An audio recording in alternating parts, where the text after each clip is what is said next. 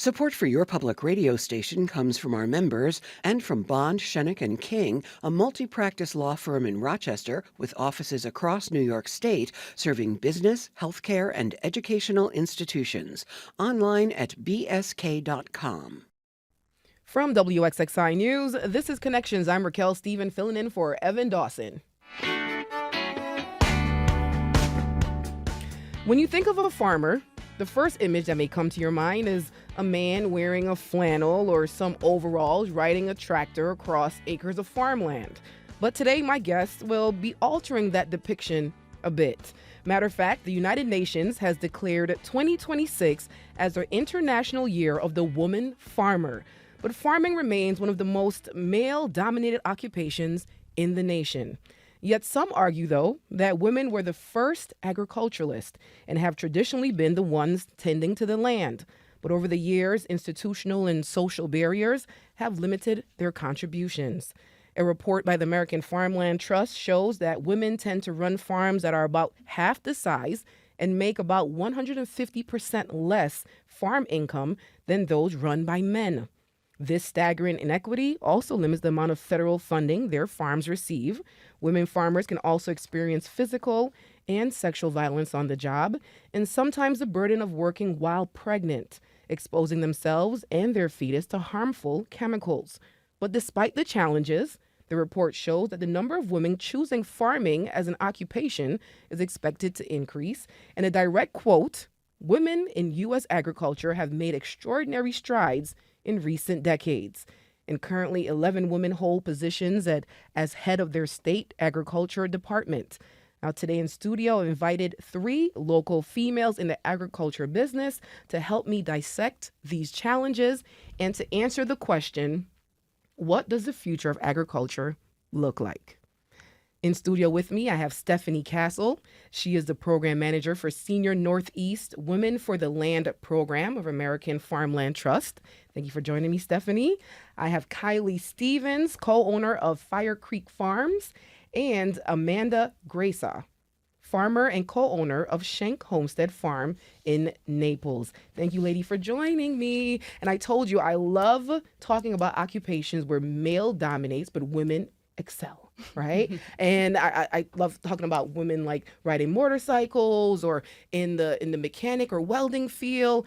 I think it's so yes. Now I have a question for all of you, right? 2026, the International Year of the Woman Farmer. How does that make you feel, being recognized a whole year as a female farmer? I feel like to some extent it's really nice because it makes you feel seen and heard. Sometimes it's really hard because, I'll be driving down the field or driving down the road in a tractor, and people will kind of be shocked when they're like, "Oh, wait a minute, that's a girl. There's a ponytail up there." And I love being able to share that with my kids. I've got a bunch of girls, and showing them that women can farm and that if you want to go help take care of the cows or you want to go ride in the tractor, I'll teach you and we can do it. Oh, I love it. I love it. Your perspective is going to be so fun, Kyli. I can't wait. Amanda, how does that make you feel? 2026, the Year of the Woman Farmer. Yeah, it's really exciting.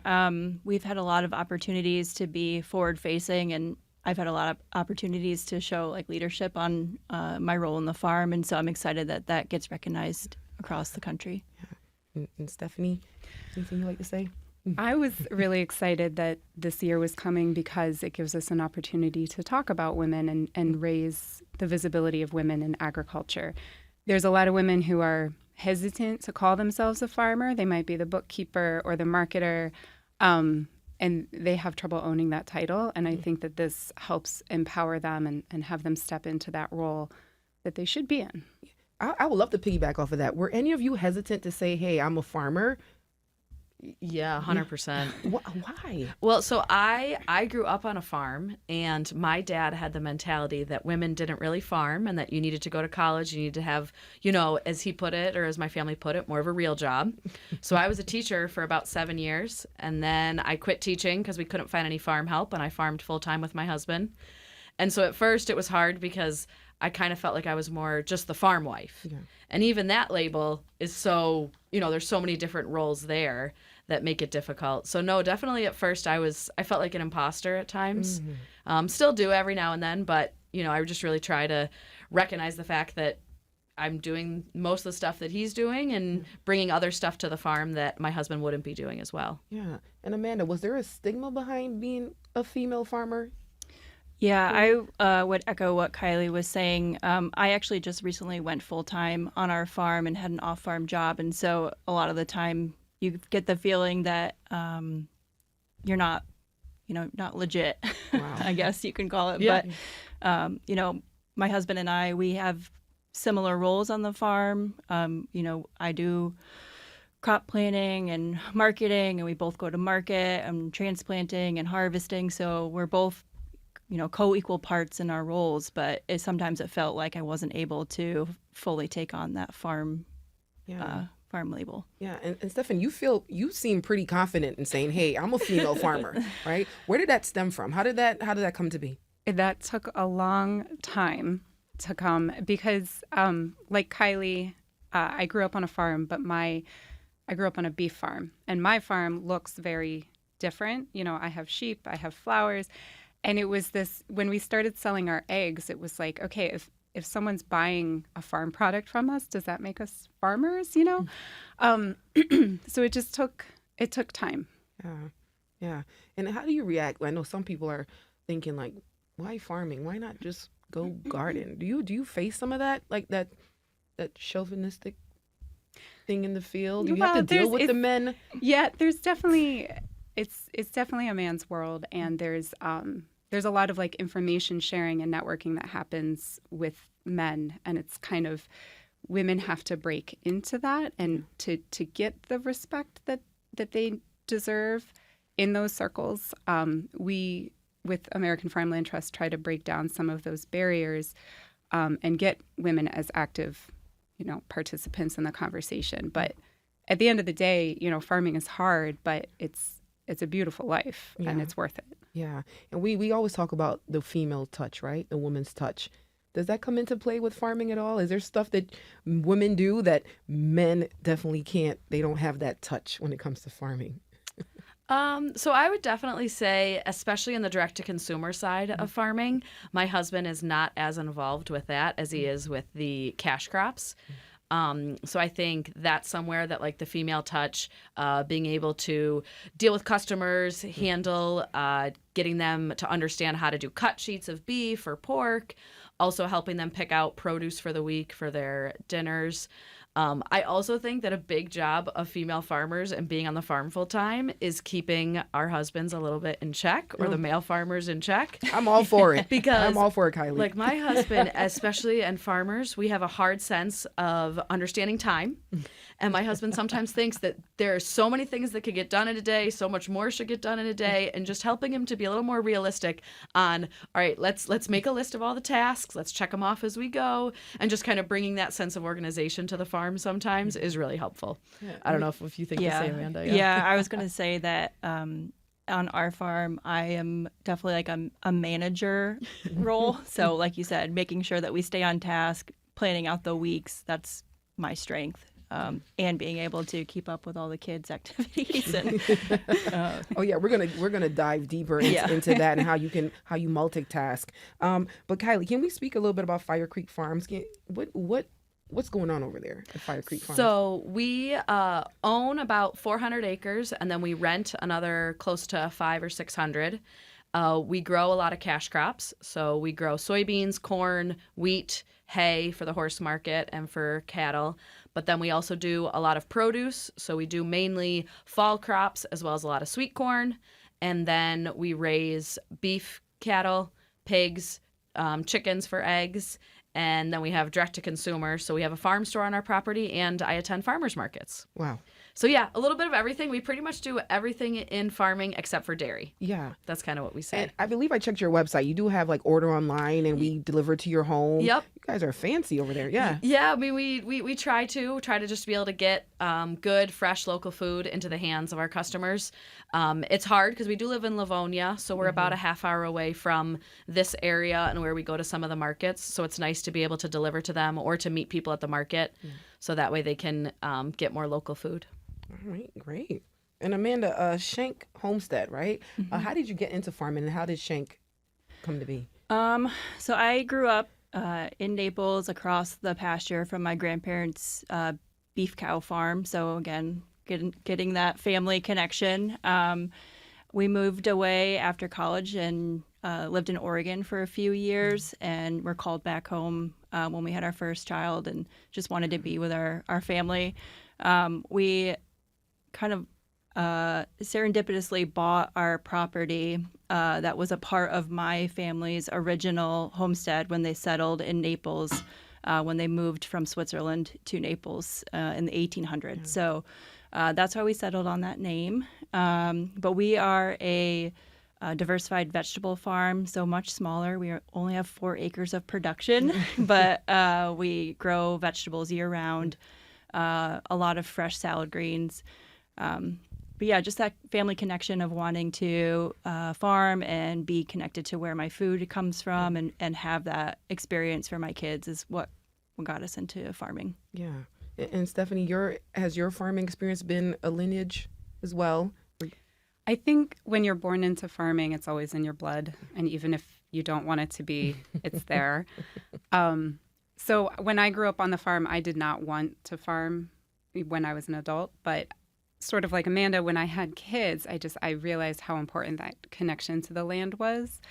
So we moved, my husband's from Rochester, so we moved back to this area about 10 years ago, and we looked for a little parcel of land to call home, and then sort of slowly got into the farming aspect of it. The land had been neglected, so we put a lot of, sweat and tears into restoring the land, and sort of fell into raising sheep, and then sheep make wool, and fell sort of sideways into making fiber, and it's been a journey. Yeah. And I don't think I asked, how has your woman's touch, right, helped with the farming practices and your experience with farming? Well, I think women tend to be really good marketers, and like Kyli said, good people connection. We're really good at working with customers. And for my farm, I care about the aesthetics of it. If my husband was left to his own devices, we would have chicken tractors with tarps over them, but when I'm there, it's pretty. And have you seen farming practices change throughout the years? And how have you been able to adapt? So I think a lot of farms are having to adapt, especially like we were just talking before we got on here about the changing weather. So unfortunately, with it being so kind of cold and wet for so long in the spring in upstate New York, and then suddenly the weather switching, it's kind of made us have to be able to get crops in the ground faster and get ground ready faster. So I feel like working to improve the land so that way we can do that. So in some of our bigger fields, we've been tiling it so that way we can get on there sooner. And especially with our produce ground, that's how we were able to get sweet corn in about 4 weeks ago, because that ground is tiled and it's a lot drier. But unfortunately, those take a lot of resources, money, time, equipment. So we kind of are, at least at our farm, we're doing that slowly at, one step at a time. Yeah. And with you, Amanda, have anything changed, and how have you adapted? Yeah, so we have decided to focus on using high tunnel production on our farm. What's that? So it's essentially like a primitive greenhouse. So they're mostly temporary structures, but we have almost 12,000 square feet of high tunnel production, and about 75% of that is heated, so that we can grow crops what they call in the shoulder seasons, where between February and May, we're still growing kale, Swiss chard, even zucchini. Now we have that ready, cucumbers. So we're able to adapt and not have to worry about field production as much. So that's a way that we've adapted with that changing weather patterns. Yeah. And Kyli, I'm fascinated, right? Because you said you ride these tractors. Because I know one of the challenges is women being able to use the equipment. Yeah. Right. And with your hundreds of acres, you're on the tractors. How Tell me about this. She even did it when she was pregnant too. You did it while you were pregnant. Yeah, I mean, I've dragged pregnant, newborns, toddlers, everything in the tractor with me. And- Yeah. Can you tell us about this? How do you adapt? Like you just take it on. I mean, to be really honest with you, you got to do what you got to do. Yeah. And it kind of started off that I was a teacher, so I had the summers off, and we baled a lot of hay and straw. That's kind of how my husband and I started with farming. And he had to be at work, and I had to bale. So it was like, well, you better figure out how to use the tractor and get the hay baled before it rains, because we have to go. So, I mean, my husband can be a really good teacher. Other times he can get a little frustrated, especially when I just don't it takes me a little longer to understand the mechanics of something and how it works. And the clutch, I've definitely heard a few clutches now and then on some of the tractors, but it's okay. So you're self-taught. I mean, my husband, explained, but it was kind of like, here's a field, go, ted the whole field or bale the whole field, and don't break anything. And if you do, you're going to have to call me, and then it's not going to be fun. Yeah. So, wow. So is there any equipment that you were like, no, this is not meant for me? The only thing I don't currently drive is the semis, so the semi truck. Partially that's because I don't have my CDL. And it's funny because my husband has said that I need to get my CDL, and I have kind of been adamant that I am not going to get my CDL. So that way, that is one thing that I don't have to drive around the farm. And so, Amanda, tractor? No? We have tractors, Yeah. drive tractors. You're on there. Yeah. Yeah. Yeah. Having a good old time. Yeah. It's actually pretty relaxing. yeah, it's kind of nice. It's really nice when you're like, oh, I didn't have service. Sorry, I couldn't pick up the phone. What is one equipment that you're like, no, this is not meant for me? We use a lot of hand tools on our farm. So we do have a tractor that we use, but some of those can be tiring. So I prefer not to use them sometimes. But we can do it all. And like Kyli, like the babies just come along. They just get dragged along. It's a family affair. Yeah. Yep. Stephanie, tractors? We have a tractor. Or It's a have you little been one. on there? Oh yeah. Oh yeah. You like it. I don't. I don't mind the tractor. I almost took out our garage door with a tractor actually. But the one thing I don't use is chainsaws. I get a little nervous around chainsaws. But we did on Kyli's farm. We had a tractor safety and chainsaw safety training course for women, and that was really fun. Yeah, it was. Yeah. Yeah. And what do you think the biggest misconception is about being a female farmer? That we're the helper. Ooh. Yeah. Yeah. Oh, We've no. I've had a customer call me that at a market before. Wow. Yeah. Or like someone shows up to the farm and is kind of like, oh, where's your husband? I need to talk to him about this, which is fine. And we normally make decisions together because we run the farm together. Yeah. But sometimes I don't think that they realize that I am just as much involved in that decision to, whatever it is, a piece of equipment, putting fertilizer down, kind of what to do with some of the crops as he is. Yeah. Because it's out there that women handle the business, right? And men take care of the farmland. Yeah. And that's not how it is anymore in 2026? No. No, I don't think so. So what is your rebuttal when someone says, hey, where's your husband? Can I talk to your husband? Or, hey, help. How do you respond to that? I mean, I usually, as politely as I can, just, try to educate folks, whether it's a customer or a service provider or like a business that we're working with, that, we make decisions together, and just talk about how, like, if it's a customer, like, well, I grew that. I harvested it this morning. Just trying to educate customers that, farmers can look like anything. Women, young women, old women, men, we come in all shapes and sizes. Yeah. Yeah, and I think it's really important, especially like I said, because I've got a couple of girls, and really making them understand that, it's not just Dad's not the one who's just doing that. It's both of us. We both, I'll be honest with you, Jake's a much better mechanic than I am. Yesterday I was helping him try to fix things and I got very frustrated. And I said to him, I said, you know what? I'm going to go take care of the cows because I am not as good at being a mechanic as you are. And that's fine. We have our roles. But just kind of making sure that like my girls understand that they have a place as well and that it's not just, Dad or the guys on the farm doing things. And what do you enjoy doing the most on the farm, Kyli? Honestly, one of the most fun things, or probably my two top things are going to the farmer's market because I love being able to talk to customers, see people. I bring sometimes 1, 2, sometimes all 5 of my kids with me to the market. So that's fun too, to be able to share, what we do and them to be able to talk to customers as well. And then the other really cool thing that I like is we also have bees. And I love going and being able to go in the beehives and check on the bees and see just all the cool stuff that just bees can do. Yeah, and Amanda, what is your favorite thing to do on the farm? My favorite is harvesting. Yeah. And bringing it to market. Just like seeing the end product and how much produce that we're able to share with our communities, whether it be our CSA or at market or with restaurants, and how many people are going to get to eat that fresh food. Yeah. That's my favorite. Wow.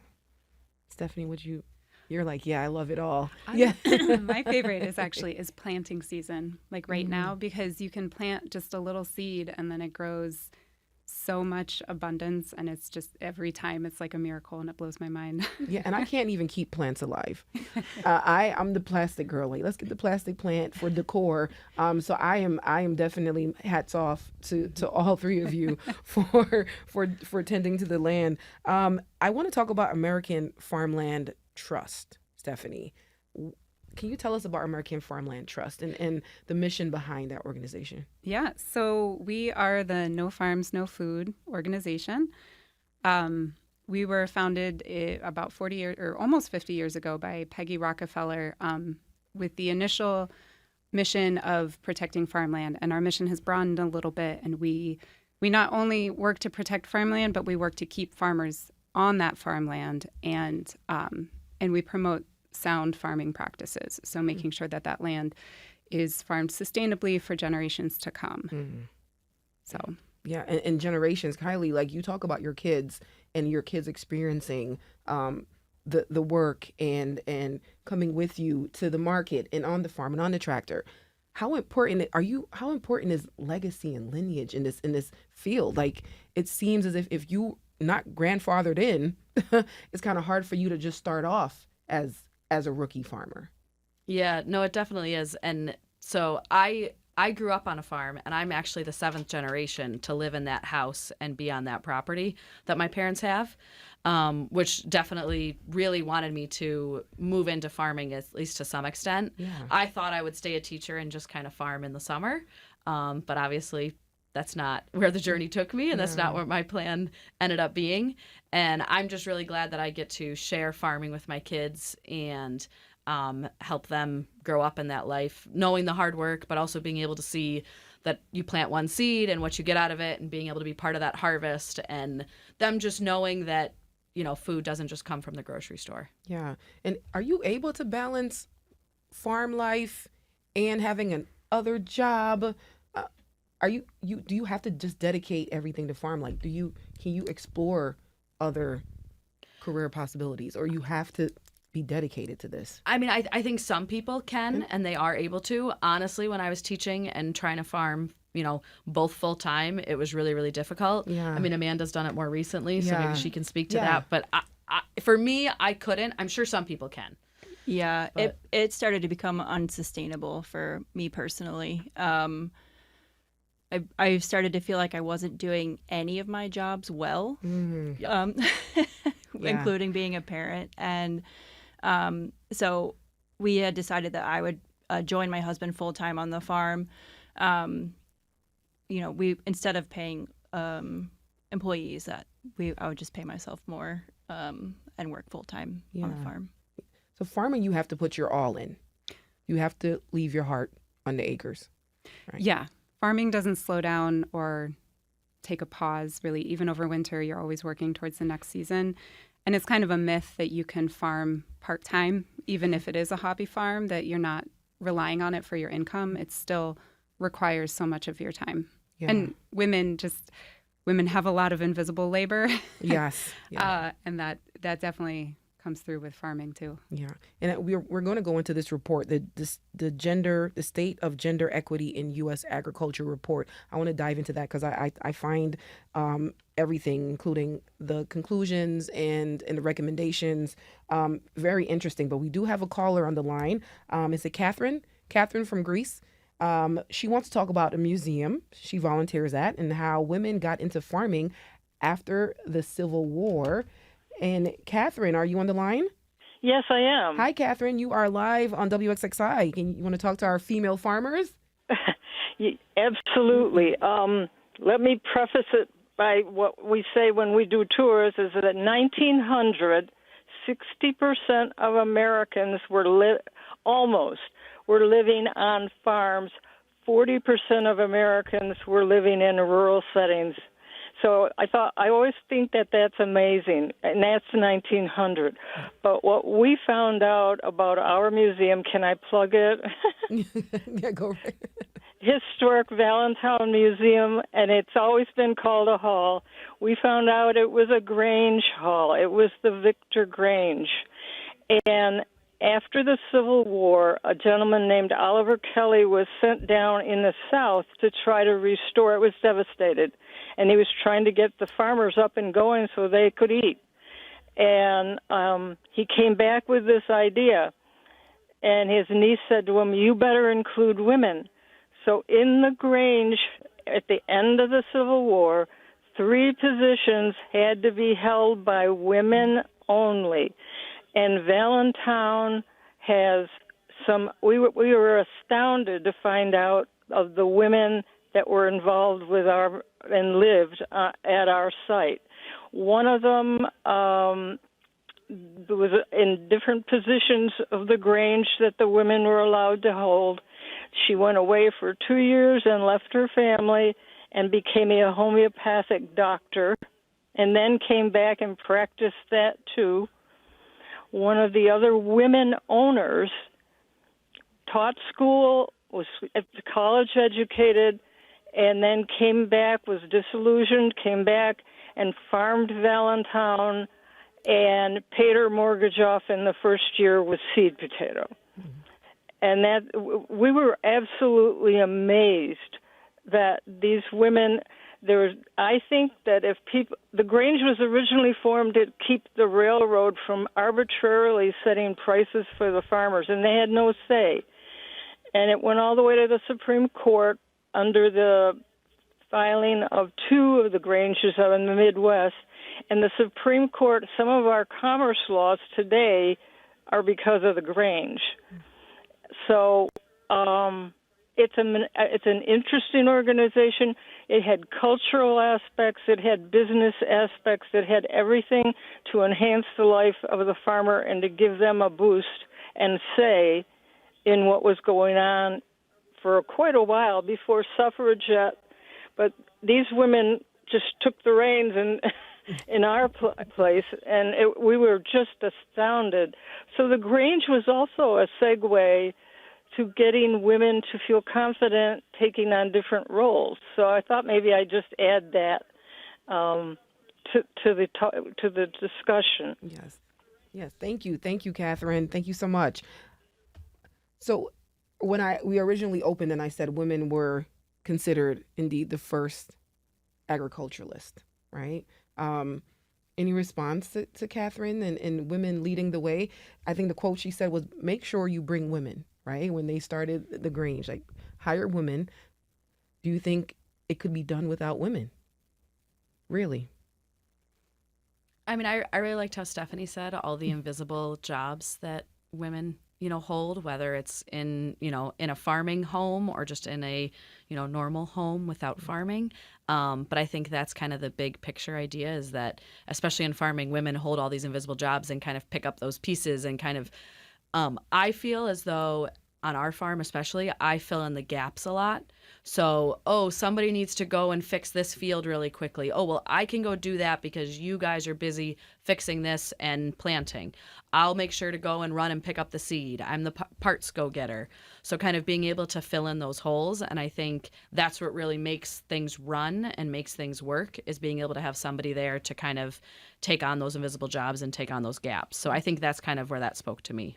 And what about what you farming, said. Amanda, has like helped develop other aspects of your personality, of your survivorhood? Yeah, I think it's definitely helped blossom some of my leadership skills. So being able to be forward facing in our business and like manager role, you create your own path basically. So you are able to participate in programs with American Farmland Trust and participate in mentorship programs, take on roles with Farm Bureau. So like it's given me the opportunity to put myself out there and do things that might be uncomfortable or I wouldn't have done normally. Yeah. Yeah. And besides multitasking, Stephanie, how has farming helped develop you as an individual? I think it's made me stronger, like not just physically, but mentally and emotionally. Like anyone who's gone through a lambing season, like you lose lambs, you're like very close to life and death. And I think that has to make you stronger, Yeah. Kyli, I'm interested in, you have to answer this question now. Like, what about farming has helped develop who you are as a person? I think it's really made me realize what's important and really trying to make sure that I spend our time doing what's important and recognizing the fact of, because there's always seasons on the farm. You've got planting, you've got harvest, you've got, fixing broken equipment, and just that idea that being able to recognize the seasons and adapt to what needs to happen in that time, whether it's with our kids, whether it's on the farm fixing things, whether it's during lambing or calving season, because like same thing in calving season, or when you have a bunch of chicks on the farm. Unfortunately, you can't save every single one. As much as you try and as much as you stay up all night, trying to warm up that calf, sometimes there's nothing that you can do about it. So just recognizing that this is the season that we're in, this is what we have to do in order to, provide food for our community. This is what we have to do in order to get everything planted, and becoming stronger and being able to recognize that and get it done when it has to get done. And no one said self-sufficient, right? Like you guys can really survive without when things go down, right? We're actually, before we plow through this hour, you like that?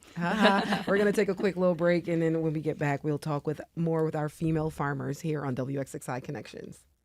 Support for your public radio station comes from our members and from Bob Johnson Auto Group, believing an informed public makes for a stronger community. Proud supporter of Connections with Evan Dawson, focused on the news, issues, and trends that shape the lives of listeners in the Rochester and Finger Lakes regions. BobJohnsonAutoGroup.com. And welcome back to WXXI Connections. Today we are celebrating the International Year of the Woman Farmer. And in studio with me, we have three lovely female farmers here to talk about the challenges and the future of agriculture. And I'd like to remind our listeners, if you want to join in, if you have a question for our guests, you can call 844-295-TALK. That's 844-295-8255. Or you can call the local number 263-9994, or you can email connections@wxxi.org, or you can just leave a comment right in our YouTube video or YouTube channel. Now, Stephanie, we want to talk about this report, the state of gender equity in U.S. agriculture. Going through this report or drafting this report, what stood out most to you? How hard it is to move the dial.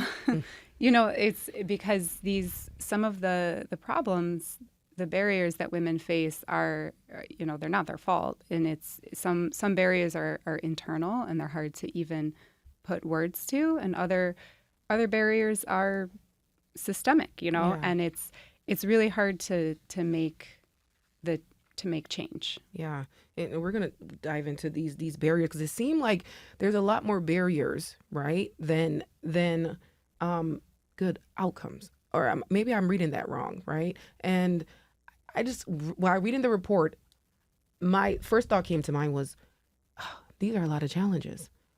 The women that are doing this must love it or must have a passion for it, right? And I know you guys experience these challenges day to day. Why are we still farming? We love it. Yeah. I don't know what else to say. I was thinking to myself on the way up here, asking why do this job. Yeah. I think it's like less than 1% or something of the population is a farmer at this point. It's hard to explain. But that interaction with a customer, having my kids on the farm with us all day long, you get to make your own schedule, you get to work outside, you get to use your body. As a former athlete, and being able to move all the time is necessary for my mental health. It's hard, but I think it's just really rewarding when you get to share that food, that product with that end customer, and hear about how they had an amazing meal, or they shared a new recipe with their family and got to experience a new vegetable for the first time, or try something new, and just kind of having that light and passion for food is really rewarding. Yeah. And I know in the report, it states agriculture production by women may be less supported by government incentives and insurance programs geared toward commodity production. So in other words, female farmers or female farmland, right, are much smaller, therefore probably don't meet the requirements to be funded, or how does that work? Or they think they don't meet the requirement. And there is definitely a disconnect, like we talked in the beginning, how it's a man's world, and women are sort of cut out of the networks of resource sharing. So, and obviously there has been a lot of cuts to these programs too. But part of my job is to make sure that farms with women on them are connected to the resources they need to keep going. Yeah. And that's really important because size of land acreage does matter, but really there's probably help out there for them if they can just find it. Yeah. And there are also some racial disparities, right, yes, among the female farmers. Yes, and that comes into play, especially with lending agencies and with federal assistance programs or other assistance programs where women of color might qualify for a loan, but they're denied anyways because of their race and gender. We call them intersectional barriers. Yeah. And so how I just can't help getting to like the resolution, right? How do we fix this? How do we get women farmers the funding that they need? So part of what we do, and we have two of our wonderful women leader farmers here, we find that, there is a lot of distrust of, government from the farming community. And so we have farmers learn from other farmers. We call it peer learning. And to do this well, peers have to learn from farmer leaders. And so I realized early on that there weren't a lot of women leaders, and that they needed to see themselves. So we have a network of leader farms. Kyli and Amanda are both part of that network. And I have a counterpart, because American Farmland Trust is nationwide. I have a counterpart who works in the Southeast, particularly with women of color, and she's doing the same thing, so that you can see members of your own community as leaders, and you can learn from them, and you can get connected into resources, learn from their stories, how they overcame barriers. And that's a really powerful tool. Yeah. And you both are leader farmers. Yeah. And how, tell me about that role as leader farmers and how impactful is that? So we did a demonstration at our farm, and we had chainsaw, tractor, and tractor safety as well.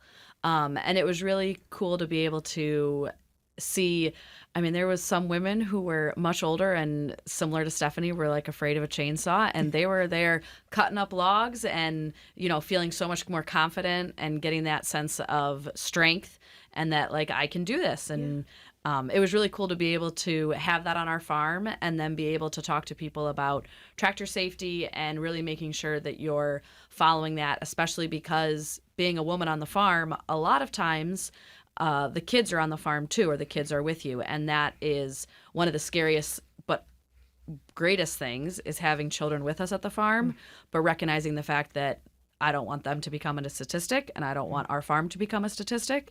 And so really making sure that we follow those practices and being able to share that with other farmers was really enlightening and helpful, hopefully to them as well, because then, like Stephanie said, it's one of their peers. It's somebody that they trust, and it's actual farming practices that we're using in the real world and not just, well, you really should be careful on the farm. Yeah. And Amanda, I don't know if both of you can answer this, but as a leader farmer, right? What are some of the complaints or the challenges that you're hearing from your peers about farm life, and what do you usually have to coach them through or So explain? some of the things that I've worked with my mentees on are accessing resources, so knowing what different resources are available, whether that's USDA resources with the Farm Service Agency, so what programs are out there, or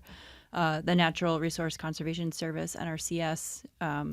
There's different grant programs that are available, and some of the farmers that we work with might not know that they could qualify for those programs. So being able to share the resources that we've been able to access on our farm and let them know that they're available for them. And Stephanie, what are some of those, I don't know if you can share, I don't know if it's like a secret society or what are some of the resources if someone's listening right now and they want to tap into those resources, where could they start? Well, the easiest place to start is actually with the Soil and Water District, which is should be a district in each county, and they will come out to your farm. Oh, you're using that button very effectively. I've never seen anyone use that button on money like that. That's great. So the Soil and Water District will come out to your farm for free, and they'll walk your land with you, and they'll help you identify concerns.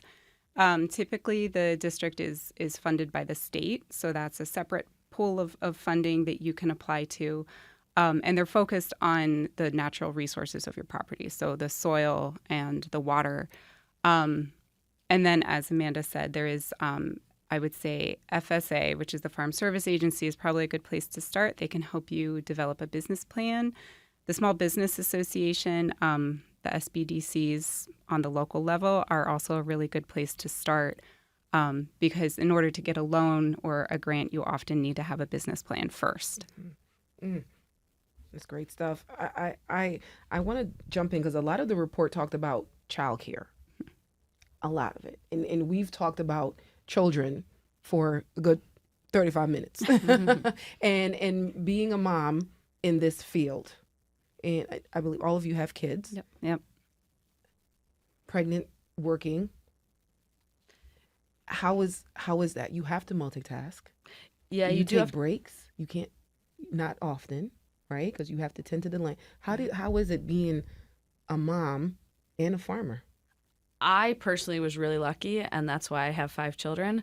My pregnancies are super easy, and I'm pregnant, working up till the day, I pretty much give birth, and a day or two after, I'm out of the hospital and back on the farm. I'm very, very lucky in that sense. She posts it all on Instagram too. She's a lot of fun to follow. What is your Instagram, Kyli? Just in case we want to see how it's done. Yeah, you can follow us on Fire Creek Farms. Yeah. But I'm really lucky in that sense. Like I said, that's also why I say I have so many kids, because they just come out and we keep on going. I'm also really lucky because my oldest is 5. He'll be 6 soon.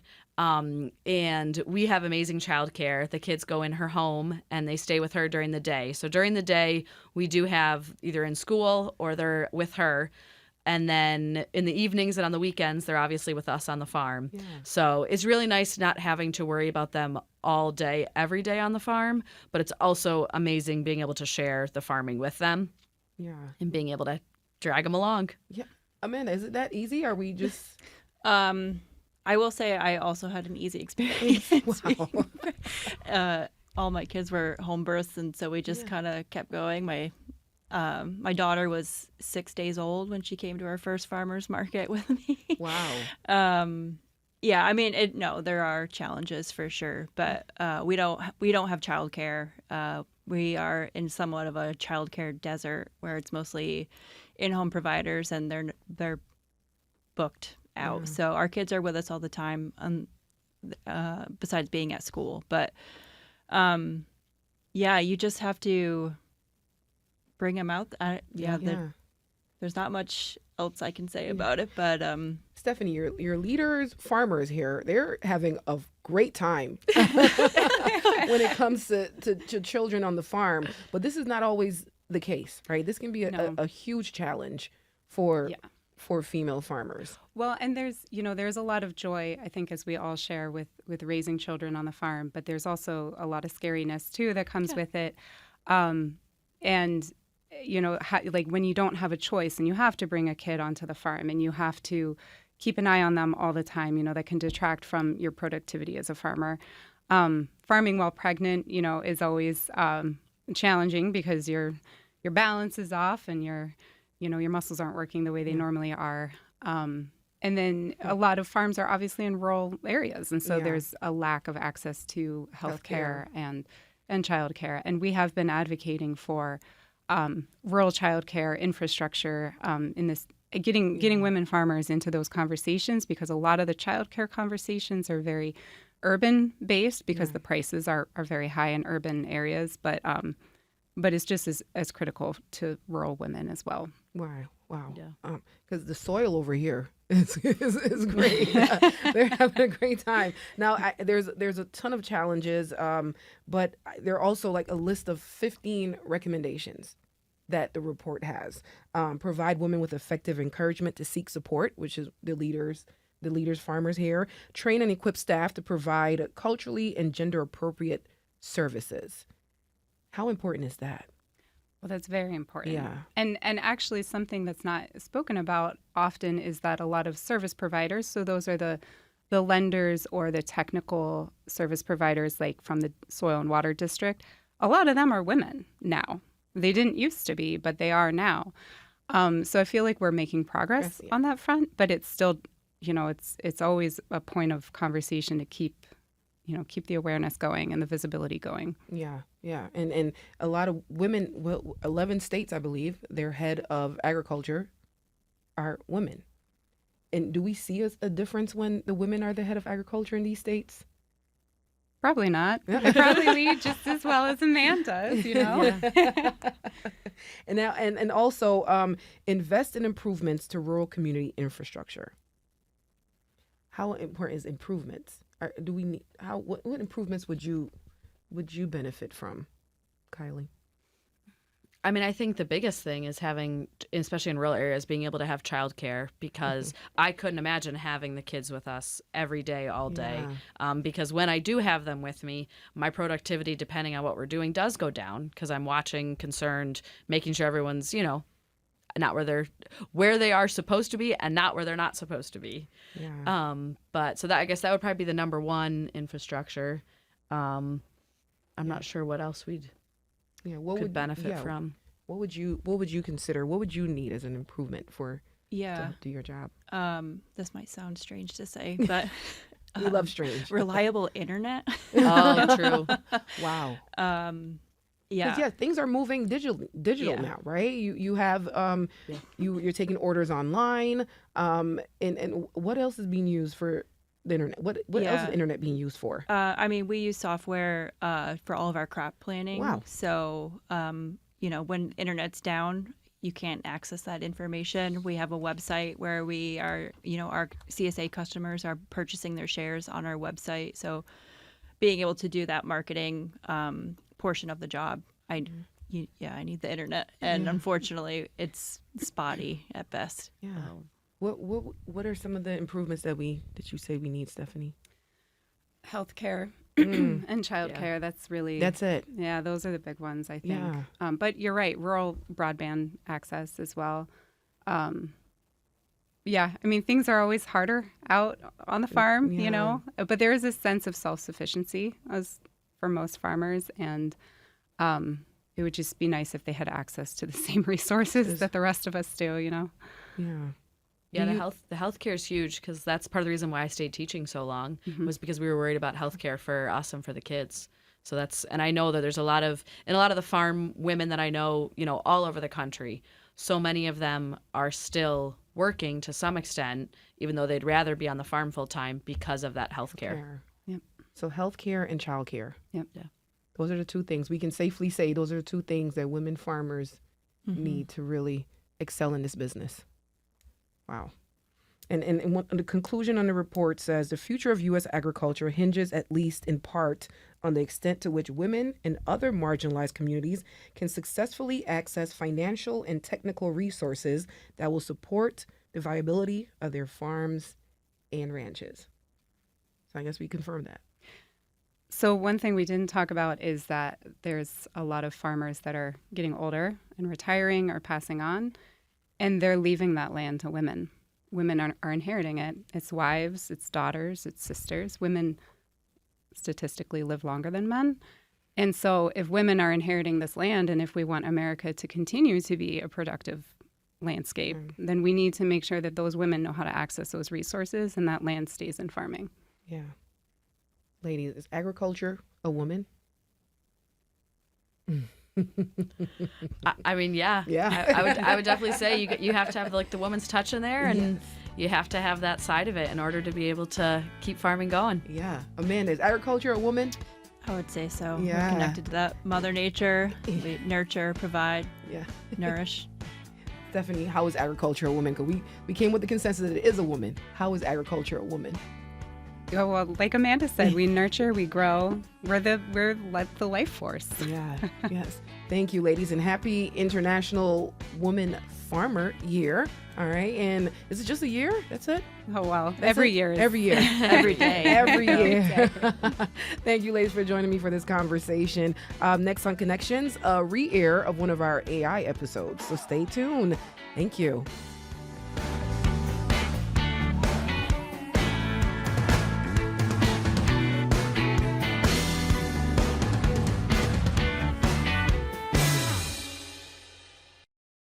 This program is a production of WXXI Public Radio. The views expressed do not necessarily represent those of this station, its staff, management, or underwriters. The broadcast is meant for the private use of our audience.